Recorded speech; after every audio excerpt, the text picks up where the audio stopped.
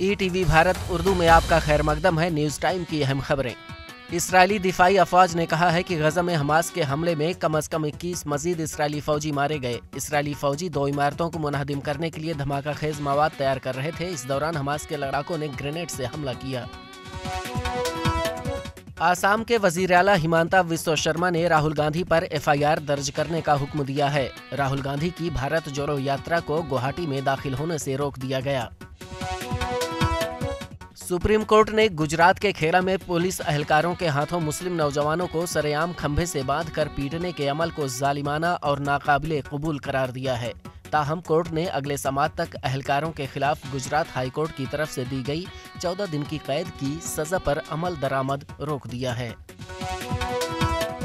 अयोध्या के राम मंदिर में पूजा पाठ की शुरुआत के दूसरे दिन हजारों की तादाद में लोग पहुंच रहे हैं। रामलला के दर्शन के लिए मुल्क की मुख्तलिफ रियासतों से आने वाले लोगों में मजहबी जोशो जुनून दिखाई दे रहा है।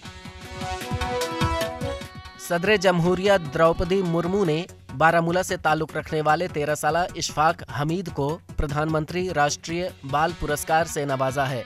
इशफाक हमीद रबाब बजाने और इस रवायती फन को आलमी सतह पर फरोग देने की कोशिशों के लिए जाने जाते हैं। मरकज के ज़ेरे इंतजाम लद्दाख के 2 अजला लेह और कारगिल की सियासी जमातों के इत्तेहाद ने मरकजी वजारत दाखिला से लद्दाख को रियासती दर्जा देने का मुतालबा किया है। 5 अगस्त 2019 को लद्दाख और जम्मू और कश्मीर को अलहदा करके 2 यूनिट्स में तकसीम किया गया था। महकमे मौसमियात ने वादिय कश्मीर के पहाड़ी इलाकों में 25 और 26 जनवरी को हल्की बर्फबारी की पेशनगोई की है।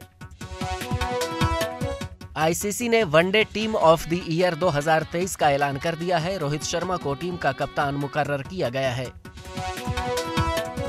हिंदुस्तानी तेज गेंदबाज जसप्रीत बुमराह ने कहा है कि उनके लिए हमेशा कामयाबी का पैमाना टेस्ट क्रिकेट ही रहेगा।